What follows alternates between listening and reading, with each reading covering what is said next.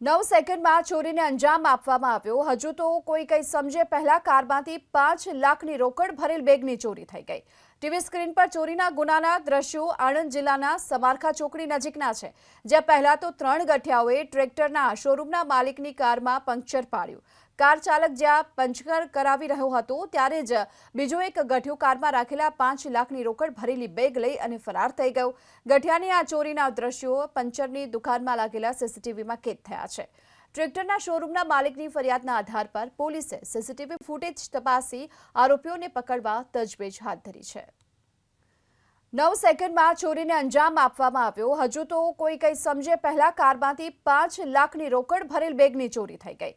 TV screen પર ચોરીના ગુનાના દ્રશ્યો આણંદ જિલ્લાના સમારખા ચોકડી નજીકના છે, જ્યાં પહેલા તો 3 ગઠિયાઓએ ટ્રેક્ટરના શોરૂમના માલિકની કારમાં પંક્ચર પાડ્યું। કાર ચાલક જ્યાં પંચર કરાવી રહ્યો હતો ત્યારે જ બીજો એક ગઠિયો કારમાં રાખેલા 5 લાખની રોકડ ભરેલી બેગ લઈ અને ફરાર થઈ ગયો।